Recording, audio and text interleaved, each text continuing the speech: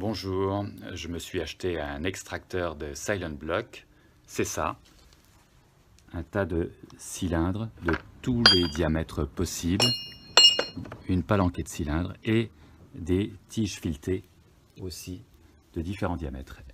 Et je vais vous montrer comment je m'en suis servi. Bonjour à toutes, bonjour à tous. Alors c'est la saison 2 qui commence, la saison 2 de Make-up, avec en fait une reprise d'œuvre sur un clong que j'avais en roulant, et un clong qu'on entendait bien venir de l'arrière et de l'arrière droit.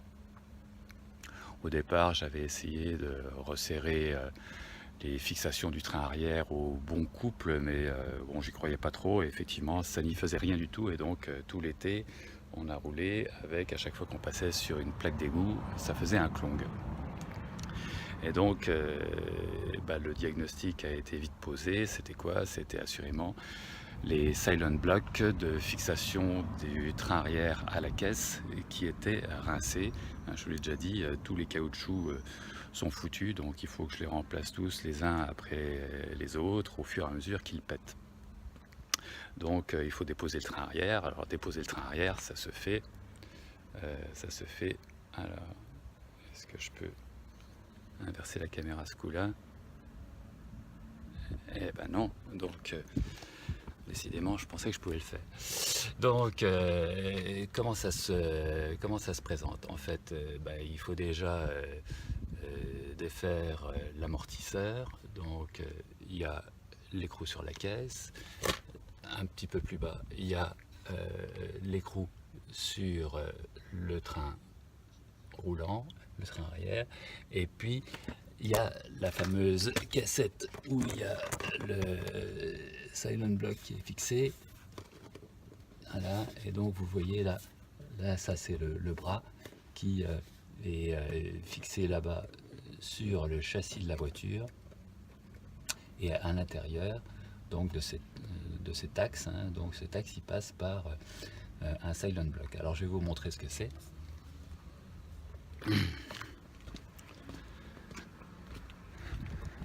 Je me suis équipé, j'ai un truc qui normalement permet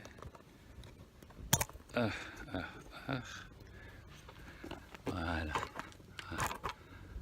Donc le silent block, c'est ça.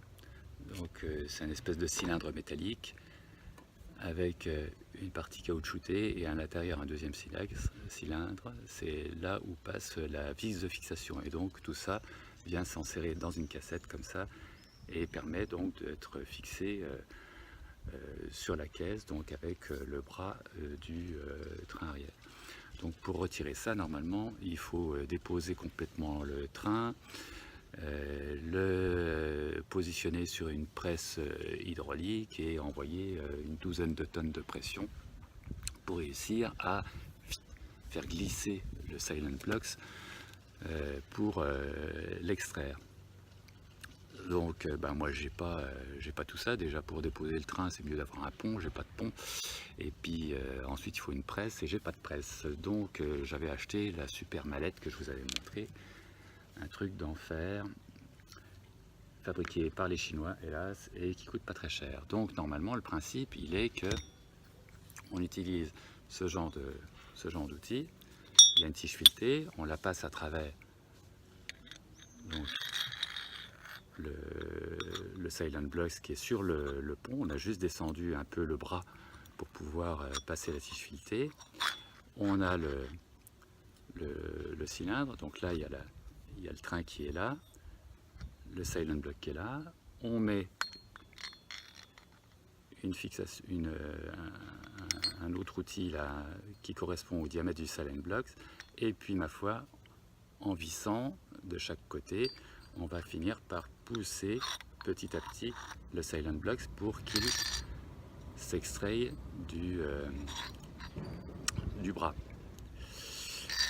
Donc j'ai essayé ça et ça ne marche pas, parce qu'en fait il faut mettre tellement de force dessus qu'on risque de niquer l'outil. La tige filetée résiste pas.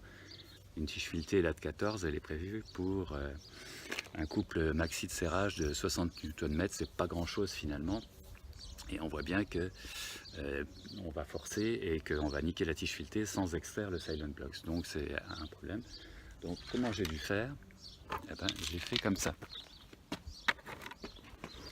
Parce qu'il y a toujours une solution. Donc ça, c'est le vieux Silent Blocks.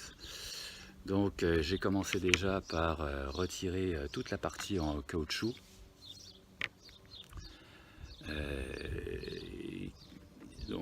Qui était de toute façon complètement foutu. Ça m'a permis de sortir l'axe intérieur. Et puis après ça, j'ai réessayé à nouveau avec l'outil en mettant une tige filetée plus grosse, parce qu'il y en a plusieurs. Et ça marchait toujours pas, j'arrivais toujours pas. Donc qu'est-ce que j'ai fait? J'ai pris une scie à métaux, j'en ai inversé la lame, et puis j'ai taillé dans le Silent Blocks. Donc je l'ai découpé à 2 reprises, et puis ensuite j'ai enlevé la partie métallique du cylindre extérieur. Et une fois que le Silent Blocks ne tenait plus que sur cette partie là, cette fois-ci j'ai pu utiliser l'outil, et là il est sorti facilement. Donc pour sortir cette pièce foutue, ça m'a pris entre 4 et 5 heures. Et donc ça craignait, parce que je me suis dit, bon sang de soi, comment je vais réussir à remettre ce truc-là à la place, hein, puisque la pièce neuve c'est ça, et bien sûr le but de la manœuvre c'est bien de remplacer la pièce neuve, mais sans bien sûr bousiller quoi que ce soit, sans bousiller le caoutchouc, sans bousiller le cylindre extérieur, sans bousiller le cylindre intérieur. Et donc j'ai essayé de le faire rentrer, c'est du 46 mm de diamètre qui doit rentrer lui-même dans un logement de 46 mm. Et ben figurez-vous que ça passe pas, et donc j'ai réessayé avec mon outil, et à chaque fois ça n'allait pas du tout. La pression était trop forte, j'allais niquer la tige filetée, donc je ne pouvais pas faire ça. Et donc il aurait fallu mettre 12 tonnes de pression, donc avec une tige de filetée puis 2 clés, franchement on n'y arrive pas. Donc qu'est-ce que j'ai fait? Eh ben j'ai fait ce qu'on appelle de l'ajustage. J'ai fait ça à la mano normalement, c'est-à-dire pour réduire le diamètre du Silent Blocks. Et pour réduire ce diamètre là, j'ai utilisé ça parce que j'avais rien d'autre. Donc c'est une pierre à faux, et vous voyez il en reste plus grand chose, hein. Normalement c'est à peu près 2 fois plus gros que ça, et je l'ai ajusté comme ça. Donc ça m'a pris à peu près, j'ai fait ça pendant 8 heures. Et je réessayais bien sûr régulièrement pour essayer de l'insérer. Ça marchait pas, je redémontais tout. Donc pour faire un test c'était assez long, parce qu'en fait le montage démontage, à chaque fois l'outil se coinçait dedans, et donc il fallait que je réutilise ensuite d'autres outils pour extraire l'outil initial. Enfin bref, ça m'a pris 8 heures d'ajustage, et pour finir j'ai réussi à le mettre. Alors je vous montre juste un truc pour ceux qui s'y essayeront. Il y a toujours un problème avec ces pièces là, quand on essaye de pousser et qu'on voit que ça va rentrer. Il y a toujours un moment où pop, le truc se met comme ça, vous y pouvez rien, c'est impossible de pousser correctement dans l'axe avec les tiges filetées. Il y a toujours un moment où pop, ça va glisser et ça va se mettre de quinquois, et là ça peut pas fonctionner. Alors qu'est-ce que j'ai fait? J'ai pas utilisé la pièce de 46 mm pour pousser mon 46 mm de Silent Blocks.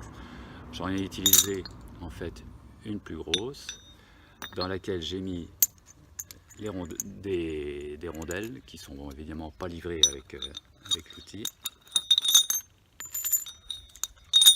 Alors il faut mettre des rondelles pour récupérer en fait la hauteur du cylindre intérieur du Silent Block, parce que sinon on va niquer cette partie là, on peut pas pousser comme ça sur la partie centrale. Donc là la partie centrale elle rentre ici, ouais, et là j'ai une poussée qui va pouvoir se faire correctement sur toute la circonférence du Silent Block. Et là donc avec la tige filetée, là ça va pouvoir pousser correctement. Donc 4 heures d'extraction, 8 heures d'ajustage à la mano pour pouvoir le réinsérer. Et maintenant il est réinséré. Donc ben voilà comment ça se présente, hein. Là sous la bagnole, est-ce qu'on voit donc le Silent Blocks? Il est là, il est bien dans son logement. Je vais pouvoir le réinsérer. Alors évidemment, moi quand je l'avais fait, je l'avais descendu un peu plus bas. Ce qui est un problème, puisque si on le descend trop bas, ça tire sur les durites. Donc il faut que ça soit... faut pas arracher les durites. Donc je vais pouvoir refixer donc mon bras de train arrière sur la caisse et puis mes amortisseurs. Alors, les amortisseurs, bon, je les change parce que bah, c'est l'occasion, quoi. Et puis qu'ils ils ont 20 ans, voilà, bref, les parties caoutchoutées là été foutues aussi. Et puis je sais pas si vous vous souvenez la petite démo que je vous avais faite. Ah tiens, on revoit la petite démo que je vous avais faite. Donc mon amortisseur arrière, je le prends, je le comprime, il est là. Et qu'est-ce qui se passe? Il remonte pas. Un amortisseur neuf, je le prends, je le comprime.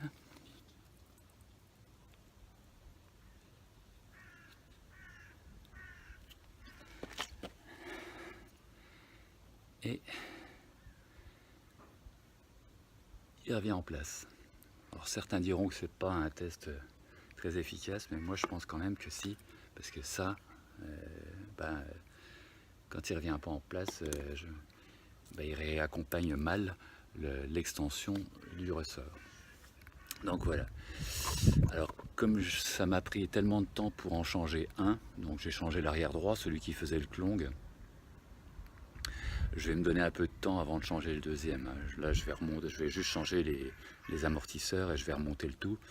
Et puis, ma foi, quand ça refera un nouveau clong du côté, de l'autre côté, du côté gauche, ma foi, je verrai pour rechanger ce deuxième côté, peut-être en m'y prenant différemment, je sais pas trop, il faudra que je réfléchisse. Bon, ben voilà. Il y aura bien sûr des suites, hein, parce que des caoutchoucs, il y en a des palanqués un peu partout, donc il y a plein de trucs encore à changer. Allez, bye. Bon allez, petit gimmick de fin. Tout est remonté, Corinne m'a filé un coup de main même pour tenir une clé pour pouvoir serrer le couple comme il faut de la fixation des amortisseurs. Donc maintenant on va aller voir si on entend du clong. Allez, soyons fous, je mets un peu la clim. Ça fera un petit peu de souffle. Allez. Hop. C'est parti.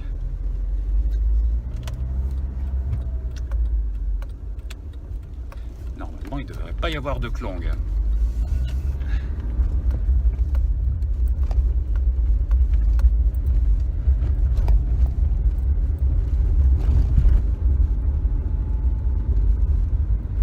Cool.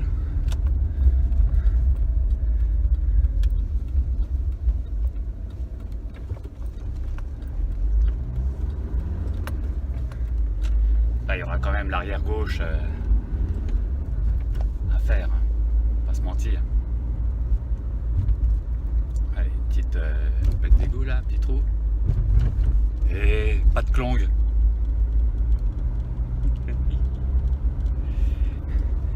Génial. Et ben voilà, c'est du velours. C'est super. Allez, hop zou. C'est reparti pour un tour. Bon, j'ai repéré un tas d'autres caoutchoucs qui sont KO, hein, mais